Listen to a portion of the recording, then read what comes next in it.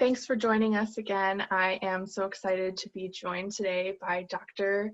Heidi Harbison Kimberly. Heidi, thank you so much for being here. Thanks. Yeah, it's great to talk with you. So Heidi, tell us a little bit about yourself. I mean, I know that you are an emergency medicine physician. So what does that mean for you? What are you doing on a kind of day-to-day?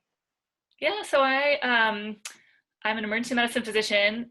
In the vernacular, that's an ER doctor. And so I work in the emergency room, in the emergency department. And currently I'm at Newton Wellesley. I was at the Brigham and the Faulkner for many years prior to that. And so we take care of anyone and everyone who comes in our door, whether they're kind of critically ill or have relatively minor complaints. We really, it's a profession that is kind of up for, we say, anyone, anytime with any complaint. And that's one of the things I really love about emergency medicine is that we take care of all comers and get to see a broad range from actually pediatrics through geriatrics and a little bit of the emergency presentation of every specialty. So in general, that's, we still see everything right now. We're kind of on the front lines of the COVID epidemic and have really flexed our practice to be able to take care of patients presenting with the new coronavirus. And so that's really impacted our practice currently. What does your day look like now as opposed to 2 months, 3 months ago? Yeah, well, there's no typical day in emergency medicine. Every day is really different, and our shifts vary. So we work days, evenings, nights, weekends. We're open 24/7, obviously. And in the past, we had a really broad range of complaints and presentations. And interestingly, our overall volume has decreased a little bit because people aren't coming to the emergency room for good reason. They're trying to stay home, and so we've seen a lot of differences in the patients coming in. We are seeing a broad range of coronavirus presentations from relatively minor to really critically ill, requiring intubation and breathing tubes. And then we've seen a lot of, unfortunately, really delayed presentations. So because people are worried about coming into hospitals, we're seeing them once their appendix is already perforated or once their process has gotten really progressed. So we're trying to get the word out also that people should come in if they think they're having a life-threatening illness, rather than delay care. But that's one thing that's changed, actually, that we're seeing a lot of delayed presentations of things. And so people are sometimes even sicker. Our average admission rate, so the percent of people we see and admit, has gotten higher. So the patients we are seeing are a lot sicker, both with coronavirus and with every other presentation. So there's really no typical day, but we take care of anyone who comes in. We are seeing a lot of coronavirus presentations, although thankfully we're plateauing a little bit, which is great in the state and in our own practice. And we are seeing a lot more of the regular presentations now. And hopefully they won't all be delayed, because that's always hard to see. Yeah. And I think the other real changes in our practice are that the PPE, so we're always wearing masks and gowns and gloves and face shields, and it's really hard to communicate with patients when you have a mask and they have a mask, and you don't see people's facial expressions, and it's harder to hear what they're saying, and so it's challenging patient care. And then also, because of the no visitor policies and because of the coronavirus, it's really hard because we're not able to talk to family members in person, and the patients aren't able to have family members there at their side. And so that's very challenging in patients that may not have English as their first language, or have dementia or some reason why they can't communicate well, and or even just patients missing their support system. And I used to have a line that I would use when I would come into a room and see 5 visitors sitting in there, and I'd say, "Oh, you brought your fan club with you." And And now it's really sad because patients are there by themselves, and some of them are able to communicate and advocate for themselves, but some aren't. And so we spend a lot of time on the phone now with families, and that can be pretty heartbreaking because especially with some of the elderly patients, and I've had family members say, oh, my mom gets really cold, can you make sure to give her a blanket? And it's really hard because the families just want to be with their loved ones, and then sometimes we're having really difficult conversations about goals of care and over the phone instead of in person. And so that's really been hard for myself personally to hear those stories and have those conversations. And then I think for the patients and their families to be separated during a time when they may have a medical crisis.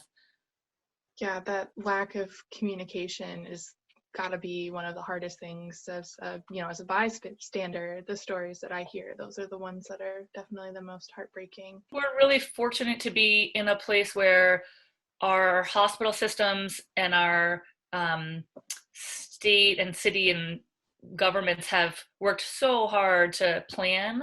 We have really good disaster management, incident command structures, the procurement of PPE and the communication has been incredible throughout the hospital and throughout the state.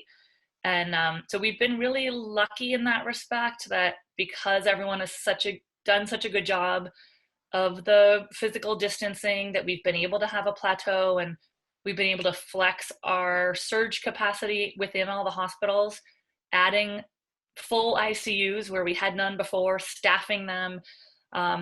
And people have worked really hard to offload the emergency department. Most places have a respiratory walk-in clinic that takes away some of the kind of walking patients that could, it's essentially like an urgent care type setting for respiratory complaints. And so we've been able to really creatively flex the system to accommodate the coronavirus crisis, which has been incredible. And people have all worked together and in amazing ways, creative ways to make that happen.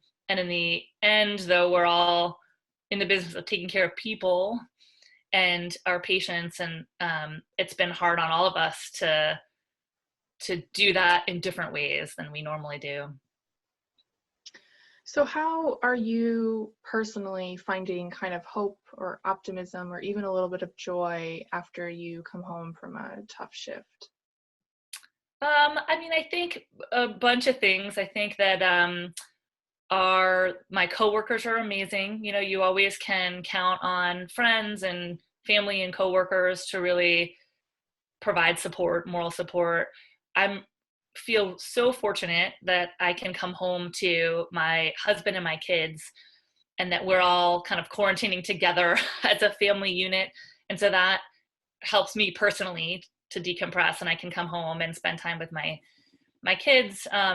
My husband, who's an ICU doctor and is taking care of coronavirus patients, so he and I can talk shop actually also. And so I also think that there have been so many positive things that have come out of this too. People really, you see people doing everything they can to help, whether it's sewing masks, whether it's staying home, donating time and money, and even people checking in with each other. And there's a lot of really positive things that come out of something so challenging. And so I try to focus on those things, and knowing that this is a marathon, and we'll get through it, and kind of to focus on all the amazing positive things that are coming out of it. My daughter started a Google Doc that's called Silver Linings. And so she started it herself. And one of them for my kids was getting a trampoline, which, as an emergency medicine physician who's married to a ICU brain doctor, a trampoline was never on the table for us until coronavirus hit and the kids were home in our little backyard. And so for them, they get the benefit of having a trampoline. But we have a whole list of our silver linings. And so I think there's a lot of silver linings for all of us in this, as hard as it is. That's beautiful. Keeping a list of them, I think, is a good way to keep it in perspective. Yeah, especially for kids who are so in the here and now that they don't have that broad perspective that we may have, this, we'll get through this. And they just kind of want to know when they can see their friends and what, they're very immediate. And so for them to have a list of things and we try to add to it. But yeah, I think it's something we could probably all do. Have gratitude and think of silver lining and how we can help other people get through this as well. So Heidi, you are a violinist in the Longwood Symphony, and we shared a video a couple weeks ago of you and some of your colleagues playing a quartet from probably 10 feet apart, even more than the suggested 6 feet. How was that to play that far apart and with masks on? Yeah, it was so fun because I think one of the things for me that I love about music is playing with other people. And that's actually one of my requirements for my kids was you could play any instrument you want, you could sing, you just have to do it in a group so that you can learn that music is, you can play by yourself at home and you have to practice, but being part of a group making music is so special. And so it's been hard to and I'm not super motivated to practice on my own. I have a lot of other things going on in my busy life. And so part of going to rehearsals and having music that I need to practice is part of what motivates me, and playing with other people is what I love about music, or one of the things I love about it. And so being able to play, we tried to do a Zoom quartet, which doesn't work at all because only one person kind of shows up on the video at a time. And when we watched we did a little recording and watched it later, and it was hilarious. I mean, it was good for a lot of laughs because we were not together at all. Like if you do visual cues, you're behind. And anyway, it was a disaster. And we decided, you know what, we just should try to play in person. And so we picked a beautiful day. We were really far apart with our masks on, partly because the quartet consists of an emergency medicine physician, an infectious disease doctor, and a critical care ICU doctor, all of whom are there seeing COVID patients, and as well as our violinist, who's the one who keeps us all together and motivated. And so we stayed really far apart with our masks. We were lucky that it was a beautiful day. The wind was pretty amazing, and our stands kept blowing over consistently. So in the video, we were lucky because for those few moments, no one's stand blew over with the wind. You don't realize with them, just like trying to communicate with patients, when you wear a mask and you're trying to look at each other, and then being far apart where we can't hear each other at all. Like we were surprised that we were together at all. You really just kind of hear yourself, and you kind of look around and see if you're at all together with anyone. And it's so different. And you realize that chamber music, you really need to be close. You need to be able to visually see each other, hear all of the parts, not just yourself. So it was really hard, unexpectedly, but so fun. And it was a beautiful day.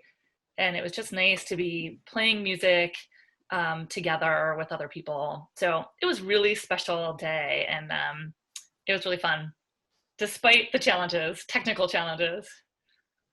Less technically challenging than a Zoom quartet, though. Sounded a little better, I think.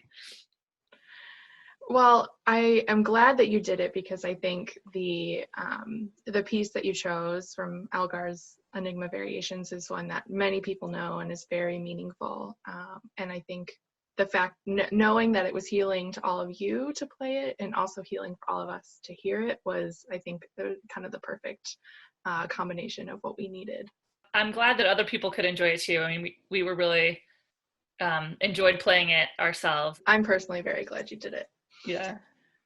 So I'm curious, as a musician and as a physician, are there ways that the two of those overlap in your life? Yes and no.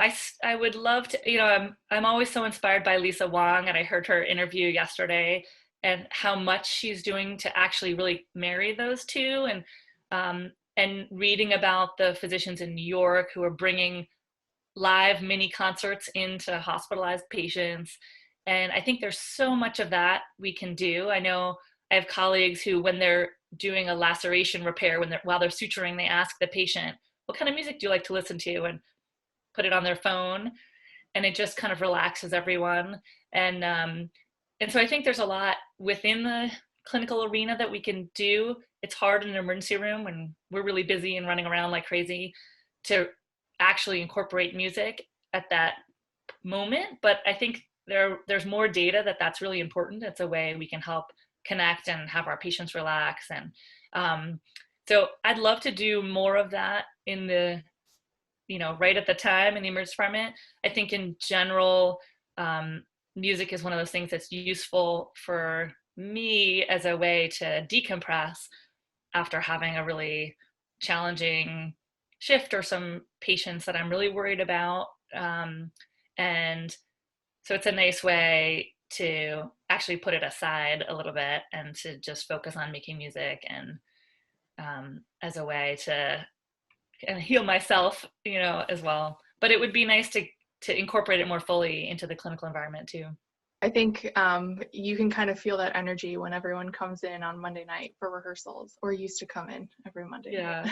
You can tell there's kind of almost like an energy up and an energy down. You kind of feel the day going away and the music coming in. Well, and I think there's times when I've kind of had to drag myself to rehearsal, and then once I'm there, I'm so glad that I made it.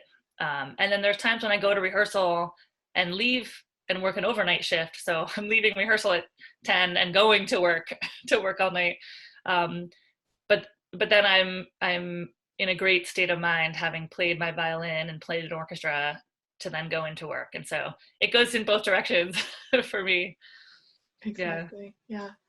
And then just for a little context, you mentioned the interview with Lisa Wong, which was with Harvard Radio, WHRB, and it will be posted on our website, longwoodsymphony.org.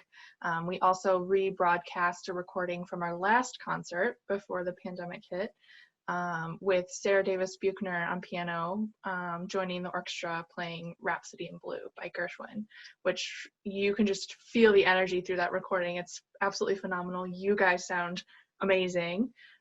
So that'll be up on our website. It's so fun to listen to it again, actually. And I was in my car in the parking lot at the hospital about to go into my shift. And luckily I had gotten there pretty early, so I could just sit in the parking lot, listen to the whole thing. And it was so fun to listen to it again and to just remember that feeling of, as a violinist, I can sit and I'm sitting right behind the piano, so I could watch her fingers and watch her play. And she just has such a playful way of making music. It's so musical. And one of the funny things about that concert was, after the concert, I had an audience member come up to me and say, I was watching your face and it looked like you were having so much fun. And at first I thought, oh no, I hope I wasn't making some really weird, that I was distracting in some way from the performance. And she said, oh no, you clearly were really enjoying it. And she was so right. And that was an incredible performance. And I feel so lucky that I can play with the Longwood Symphony with such incredible soloists and make music that, even when you hear it later in a recording, it sounds so good. And I was really proud of all of us for how well that came out, and really proud of Lisa for all the work she does, combining music and medicine and reaching out to community groups and really broadening the reach of music throughout, multiple kind of clinical and physical environments. And there's a lot we can still do. Definitely. Well, I'll be picking your brain. Don't worry. I'll be coming to you for ideas of how we can get more involved. And I really appreciate you taking the time to kind of share your story and your experience with us. I think it will resonate with a lot of people. Great. Well, nice talking with you. Yeah. Are there any other final thoughts? Anything you want to add? Tidbits, advice, anything like that? No, I would say, this is a challenging time for everyone, and everyone's situation is really different, and that I do feel like we're all going to get through this, and we're all in this together, And so whatever everyone can do to continue to help each other, look out for everyone else. And if some of that's making music, then that's great, but everyone has something different that they can bring. And that I think out of something that's really challenging, there's a lot of positive silver linings that we can all focus on and work on together. And if you're experiencing a medical emergency, don't wait to go. Yeah, we're there. We are very careful about keeping everything clean, and we don't want to see it when it's too late. So, yeah. All right. Well, thank you so much, Heidi. This has been wonderful. Yeah, it's nice talking with you. Be safe. Take care. Thank you.